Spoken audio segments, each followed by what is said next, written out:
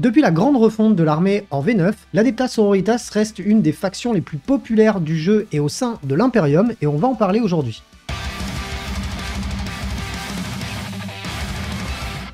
Avant d'aller plus loin, je vous invite à vous abonner à la chaîne si ça n'est pas déjà fait, à mettre un petit pouce bleu sous la vidéo et à rédiger votre meilleur commentaire. Si vous faites partie de ceux et celles qui en ont marre des pubs dans le carré magique, je vous invite à vous abonner sur Tipeee. À partir de 5 €, vous avez tout le contenu à venir de la Wargame Room sans aucune publicité pendant les vidéos.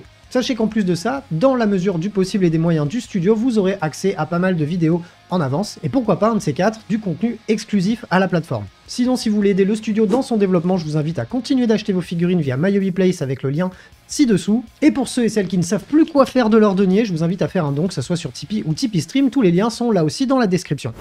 L'Adepta Sororitas est une faction principalement composée de femmes qui ont toutes voué leur vie à servir l'empereur de l'humanité en tuant tous les hérétiques. La faction existe depuis bien longtemps, mais on a eu le droit à une énorme refonte en V9 et je me suis plongé à ce moment-là à fond dans l'armée parce que j'ai adoré les figurines. J'ai aussi adoré la manière dont ça a été écrit, puisqu'on est là sur un codex qui va principalement se baser sur un échange de ressources, puisqu'on est sur des figurines qui n'ont pas une immense résilience, mais qui vont avoir une forte capacité à agresser, à avoir de la létalité dans les armées adverses. C'est une armée qui a un gameplay riche, puisqu'elle va proposer autant que ce soit du tir, du corps à corps, de la stratégie pure, du mouvement. On peut un petit peu tout faire avec cette faction. Le principal paramètre qu'il faudra prendre en compte, c'est le fait de bien échanger ses ressources avec son adversaire pour pouvoir tuer plus de choses que lui ne vous en tue. Sachez que cette vidéo n'a pas pour but de vous tourner vers un format ultra compétitif, c'est simplement une présentation globale de l'armée pour ceux et celles qui aimeraient se jeter dedans mais qui ne savent pas par où commencer ou qui du moins aimeraient en savoir un petit peu plus sans pour autant avoir à manger des vidéos de 2 heures. La règle de base des sœurs de bataille vous permet de jeter un certain nombre de dés durant la partie que vous allez pouvoir conserver. Ces dés seront des dés donc de miracle et vous pourrez les utiliser à la place de certains de vos jets de dés. Règle d'armée particulièrement forte puisqu'elle permet d'auto-réussir dans la mesure où on a fait des bons jets de dés, des sauvegardes ou encore des tirs assez décisifs dans une partie et ça peut clairement retourner une game. Ce nouveau codex vous proposera 4 détachements. Vous pourrez jouer donc séparément, vous ne pourrez pas les jouer ensemble, il faudra sélectionner un détachement pour pouvoir créer une armée sœur de bataille. Le premier sera celui des martyrs sanctifiés. Il est orienté donc sur toutes les figurines de votre armée qui ont le mot-clé Adepta Sororitas. Et cette règle va vous permettre d'améliorer de 1 votre jet de touche lorsque vous serez en dessous de votre effectif initial. Il vous suffira d'avoir perdu une figurine ou un point de vie sur un véhicule ou une figurine dans une unité pour pouvoir en bénéficier. Et si vous êtes en dessous de la demi-force, c'est-à-dire si vous avez une escouade de 10 sœurs de bataille et que vous n'en avez plus que 4, vous aurez aussi un +1 à votre jet de blessure. C'est le détachement le plus généraliste de l'armée qui propose un buff qui est assez intéressant, sachant que vos sœurs de bataille tombent à peu près comme des mouches, donc vous allez rapidement en perdre et donc rapidement bénéficier de ce bonus. Sauf si vous perdez vos unités entièrement. La deuxième proposition de ce codex en termes de détachement, ça va être l'Ost du Pénitent, qui va vous permettre de booster vos unités qui ont ce mot-clé, c'est-à-dire les Repentia, ou encore les Mortificatrices, les Machines de Pénitence, et les Arcoflagellants. Et vous allez avoir donc la règle spéciale en quête de rédemption, qui va vous permettre au début de chaque round de bataille, de sélectionner un des bonus que vous allez appliquer à toutes ces figurines-là. À savoir qu'il n'y en a que 3 différents, et que vous ne pouvez les utiliser qu'une seule fois pendant une partie, donc sur 5 tours de jeu, vous ne pourrez l'activer que sur 3 tours. La première capacité, ça sera de choisir la voie du pénitent qui vous permet d'augmenter votre mouvement de 3 sur toutes les figurines avec le mot-clé pénitent. Règle plutôt bonne en termes de mobilité, ne serait-ce que sur les mortificatrices et les machines de pénitence qui bougent déjà plutôt pas mal. L'absolution par le combat, c'est la deuxième possibilité que vous avez à sélectionner en début de round de bataille. Si vous faites un mouvement de charge, vous allez pouvoir ajouter 1 à votre capacité de force et un 1 à vos nombres d'attaques des unités donc pénitentes. Et ça, je peux vous dire que sur les arcoflagellants ou sur les Repentia, ça rigole pas du tout. Et le dernier bonus, la mort plutôt que la disgrâce, vous permet lorsque vous le sélectionnez, c'est que si votre figurine pénitente est détruite, vous allez pouvoir sur un 2+, la faire taper avant qu'elle meure. Bien évidemment, il ne faudra pas qu'elle ait déjà tapé durant le tour, sinon c'est trop facile et ça tape 2 fois. Donc on est là sur un détachement assez spécifique qui va vraiment être tourné vers les figurines dites pénitentes, puisqu'en plus tous les stratagèmes et les améliorations vont booster principalement ces unités-là. Donc ça sera dans le cas d'une armée à thème pénitente. Le troisième détachement, le bien connu porteuse de flammes, puisque c'est celui qui, dernièrement en tout cas, était un des plus joués. Ce détachement vous donne l'extermination fervente, qui fait qu'en gros que toutes les armes de tir dont sont équipées vos figurines Adepta Sororitas auront le mot-clé assaut.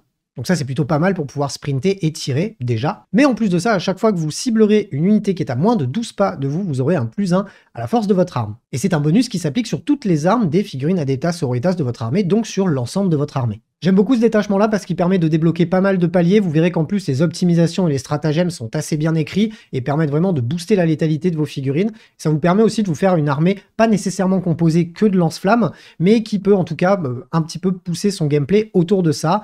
On va être sur une armée qui va être très réactive du coup, puisqu'elle aura la possibilité, lorsque vous faites des tirs en état d'alerte, de toucher automatiquement. Si en plus vous avez une force améliorée sur vos armes, ça peut être vraiment pas mal. Moi, c'est mon détachement préféré à l'heure actuelle. Et le dernier détachement, c'est l'armée de la foi, qui porte un petit peu son gameplay sur le fait de pouvoir déclencher des actes de foi. L'acte de foi, c'est lorsqu'on utilise un de nos dés spéciaux justement à la place d'un jet de dés. On va avoir la possibilité en fait sur chacune de nos unités de jouer jusqu'à 2 actes de foi par phase et non pas un seul. Ça lève une limitation qui est plutôt pas mal. Maintenant, ça va demander le fait de farmer ou du moins d'avoir vraiment beaucoup de points de foi, de dés de foi à dépenser.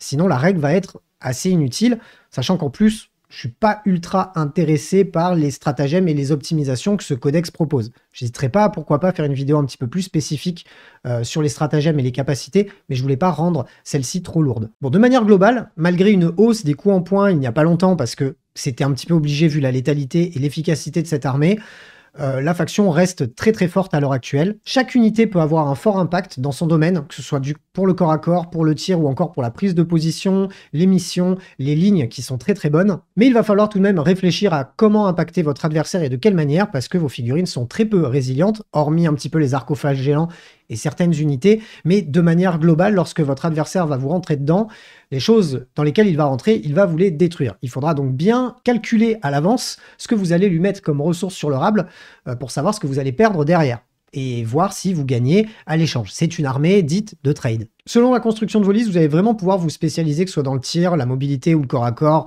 le fait de remplir les missions, le fait de prendre la map, c'est plutôt pas mal. Enfin, moi, c'est une de mes factions un peu coup de cœur sur cette version 10 de Warhammer 40 000, parce que je trouve qu'on peut un petit peu goûter à tous les gameplays, et selon les constructions de listes qu'on fait, on va avoir une approche et une vision complètement différente, et ça, c'est plutôt cool. En termes de force, selon moi, on a un fort impact au tir et au corps à corps, dans les bons détachements et dans les bonnes unités, lorsqu'on met les bons stratagèmes, etc., on se retrouve avec une très grosse létalité qui peut quasiment venir à bout de tout ce qu'on pourra avoir en face. On a aussi, même si on n'a pas une énorme résilience, une bonne capacité à remplir les missions, puisqu'on a des unités qui sont mobiles ou qui peuvent arriver des frappes en profondeur. On a la possibilité de jouer en MSU, donc Multiple Small Unit, c'est-à-dire de mettre pas mal d'unités sur la table, de manière à pouvoir vite prendre le champ de bataille pour pouvoir au mieux maximiser les objectifs et les missions secondaires. Le point fort de cette armée réside aussi dans ses figurines et ses personnages spéciaux, quand on parle d'une Morvenval, ou encore d'une Sainte Célestine, ou encore du Triomphe de Sainte Catherine. On a là des figurines, en plus d'être ultra charismatiques, qui sont vraiment très impactantes sur le champ de bataille, et il m'est arrivé, très rarement, de ne pas jouer au moins Morvenval, voire Célestine avec. Donc je trouve que c'est plutôt un bon point d'avoir des personnages charismatiques dans une armée, et surtout que l'on peut jouer aisément et qui vont avoir un réel impact sur le champ de bataille. C'est pas donné à toutes les armées. En plus, tous les personnages quasiment de la faction peuvent être intégrés à des unités qui sont déjà assez fortes dans le codex et qui, avec leur intégration, deviendront encore plus fortes. Et le dernier point fort, selon moi, de cette armée, c'est surtout cette rejouabilité qui est assez intéressante, dans le sens où on a un codex qui est assez épais avec pas mal d'unités. On va avoir vraiment la possibilité, avec en plus les détachements très spécifiques, de faire des listes d'armées complètement différentes et qui ne se joueront absolument pas de la même manière.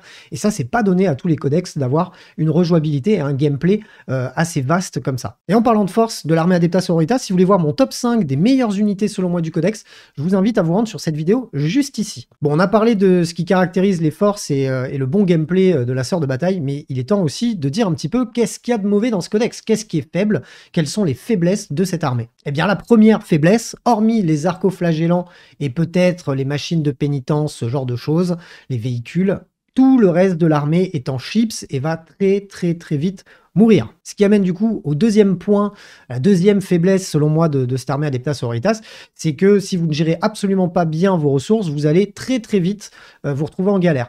Les mouvements et les erreurs sont très vite punis lorsque vous jouez Adeptas Sororitas, donc c'est un point faible, enfin en tout cas quelque chose qu'il faut vraiment prendre en compte. En termes de modélisme, c'est une armée qui n'est pas évidente à aborder. Je la conseillerais pas à un débutant en peinture, parce que mine de rien, il y a beaucoup d'éléments et ça peut très vite vous décourager. Maintenant, un projet peinture Adeptas Auritas n'est pas impossible pour un débutant, mais il faudra l'appréhender d'une certaine manière parce qu'on a quand même beaucoup de choses sur les armures, des ornements, du tissu, de la peau, des métaux. On a un petit peu toutes les textures à peindre et ça peut parfois décourager certains peintres. Donc il faut prendre en compte quand même cet aspect du modélisme qui peut être une faiblesse pour certaines personnes, sachant qu'en plus l'armée sœur de bataille se joue avec quand même pas mal de figurines. Le principal point négatif dans tous les cas dans ce codex, ça va être de gérer cette frustration de parfois rater sa stratégie et du coup de perdre des ressources que l'on avait engagées pour détruire quelque chose.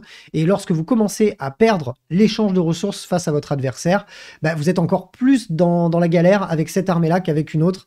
C'est encore une fois une armée qui propose vraiment peu d'erreurs dans une partie, sinon votre adversaire va vous punir mais direct. Et on terminera par une doléance personnelle au niveau des faiblesses de cette armée Adeptas Auritas qui sont pas ultra nombreuses, hein, n'empêche, c'est ce manque de résilience qui peut éventuellement être corrigé désormais, puisque récemment on a eu le nouveau codex Agents Impériaux, et je me demande si un petit pack de Terminator Grey Knight dans l'armée serait pas un bon ajout pour pouvoir éventuellement aller tanker l'objectif central, ou alors autre doléance pour Games Workshop, et c'est là où est ma doléance, pardon, est-ce qu'on pourrait avoir des sacro-saintes avec des boucliers qui tankent un petit peu mieux?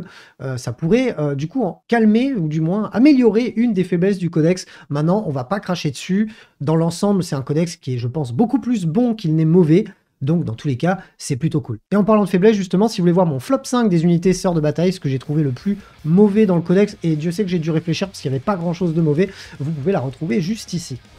J'espère que cette vidéo vous a plu. Si c'est le cas, je vous invite à y mettre un pouce bleu, à me rédiger votre avis dans les commentaires. On se retrouve très bientôt pour plein d'autres vidéos. D'ici là, prenez soin de vous. Salut les roommates.